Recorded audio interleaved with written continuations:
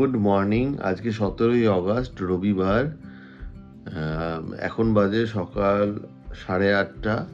ঘুম খুব সুন্দর হয়েছে আমার, আর ঘুম ভাঙলেও খুব ভালোভাবে। এক্ষুনি রায়া ফোন করেছিল, ওর সঙ্গে বেশ কিছুক্ষণ ভিডিও কল হলো। সানডে মর্নিংয়ের শুরুটা খুব ভালো হলো।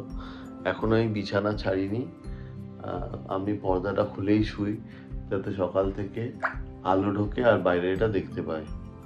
তো এবার উঠবো, বিছানা টিছানা করবো, তারপরে ফ্রেশ হয়ে একটু চাটা খেয়ে তারপরে ব্রেকফাস্ট করতে যাব। আজকে কোনো এজেন্ডা নেই, শুধু ল্যাদ খাবো। চলে এসেছি ব্রেকফাস্ট টেবিলে।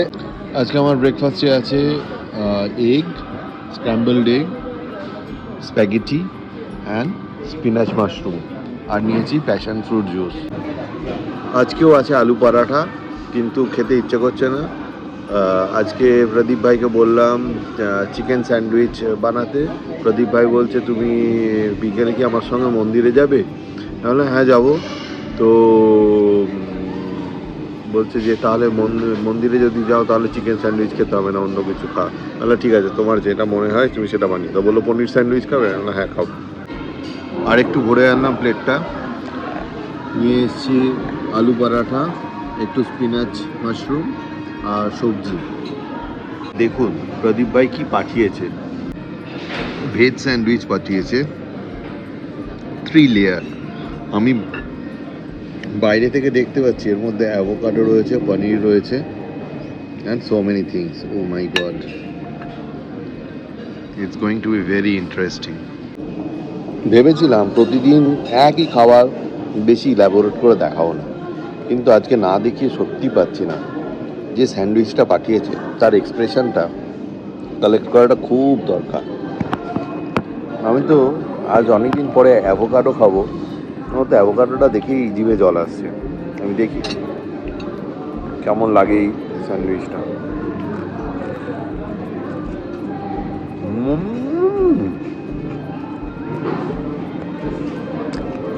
ভেজ স্যান্ডউইচ যে এত ফ্লেভারফুল হতে পারে,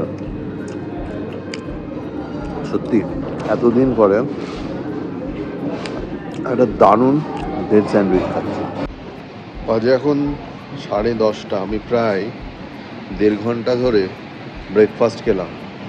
তারপরে অর্ডার করেছিলাম মশালা টি।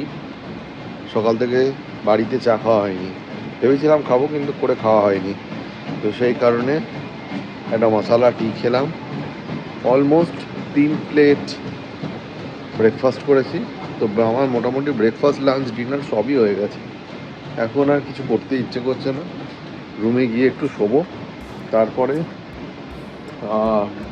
দুপুরে উঠে দেখা যাবে, যদি ওয়েদার ভালো থাকে তাহলে একটু সুইমিং করব, আর ভালো না থাকলে আবার শুয়ে পড়বো।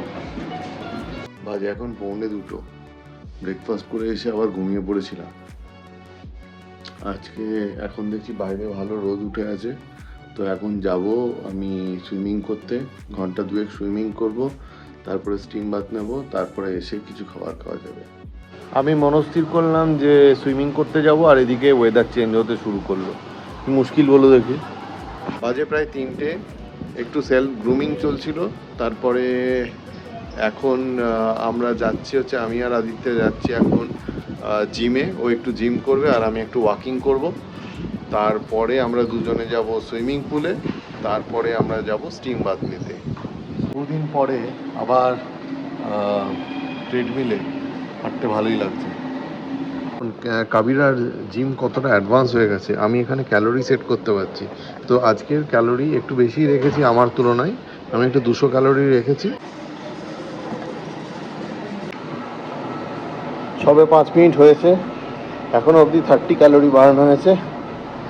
বাকি আছে এখনো প্রায় 168 ক্যালোরি মতো বার্ন করতে হবে এখনো।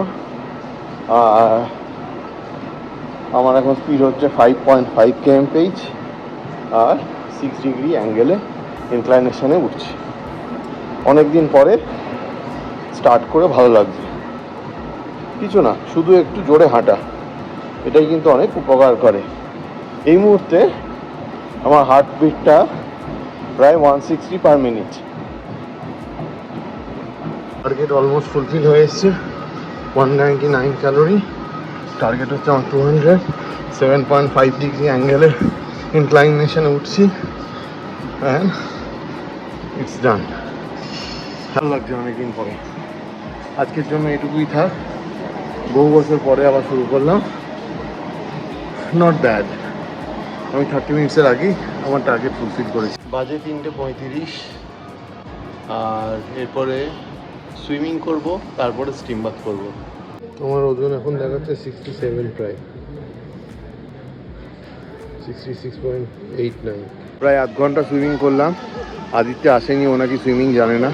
তো যাই হোক, ফটো তুলতে পারিনি কেননা আমি একাই আছি। চেষ্টা করবো একবার নিজে টাইম ল্যাপস লাগিয়ে যদি কিছু পাওয়া যায়।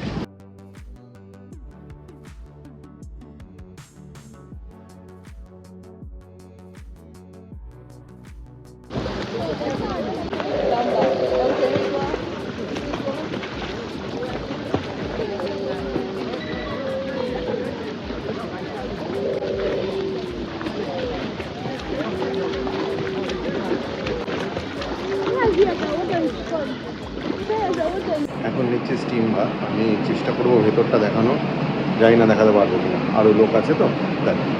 স্টিম বাথের সেকশনটা, ভেতরে গরম হাওয়া বেরোয় আর এই কাঁচের দরজাটা দেওয়া। এবার ভেতরটা বোঝানোর চেষ্টা করি। এই যে এরকমই আসবে, এর থেকে বেটার আর ক্লিয়ার ভিউ আসবে না। এইখানে অনেক কটা বসার জায়গা থাকে, তলা দিয়ে স্টিম বেরোয়। আমার ক্যামেরাটা একদম পুরো ভাপ হয়ে গেছে। স্টিম বাথ হয়ে গেল। এখানে আর চান করলাম না, একদম বাড়ি গিয়ে ভালো করে সাবান মেখে শ্যাম্পু মেখে চান করলাম। এখন আকাশের অবস্থাটা দেখুন। সকালে ছিল রোদ, এখন পুরো মেঘ ঘনিয়ে এসছে। লোকজন যেতে শুরু করেছে, অবশ্য টাইমও হয়ে গেছে। এখন প্রায় বাজে বিকেল 5টা 10। প্রায় 2 ঘন্টা 10 মিনিট নানা রকমের অ্যাক্টিভিটি হলো। ইনক্লাইন সারফেসে ওয়াকিং হলো, তারপরে হলো সুইমিংও প্রায় আমার 8-10 ল্যাপ হয়েছে। তারপরে হলো প্রায় আধ ঘন্টার ওপরে steam bath. Now I am totally fresh.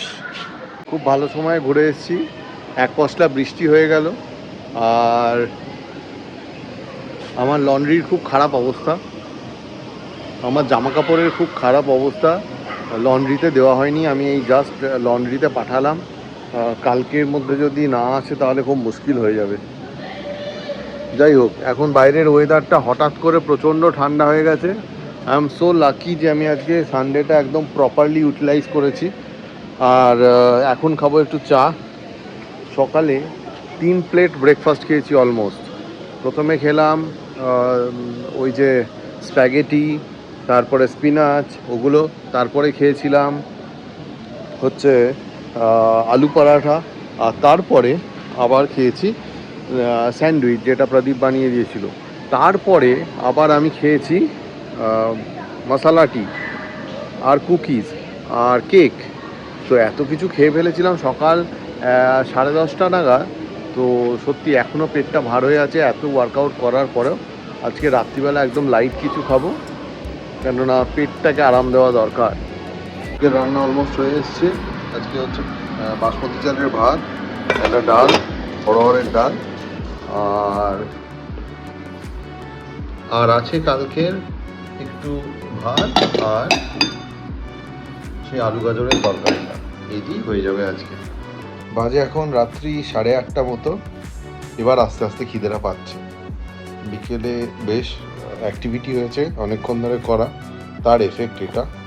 Rice, ডাল, সবজি আর এই আচার, খাবার আমাদের রেডি। খাওয়া দাওয়া হয়ে গেছে। এখন বাজে 9টা 15। আমি পড়ছি, একটা গল্পের বই নিয়েছি সেইটা, আর সঙ্গে খাচ্ছি সেই ফ্লেভার্ড ইয়োগার্ট। ভেবেছিলাম তাড়াতাড়ি শোবো, কিন্তু যাই হোক 11টা বেজে গেছে। এবার আস্তে আস্তে শুতে যাব। পড়ছি, বিছানার মধ্যে ঢুকে পড়েছি, পড়ছি গল্পের বই। গল্পটা একটা রানিং চলছে, বাজে প্রায় 11টা। এবার আস্তে আস্তে ঘুমোতে যাব।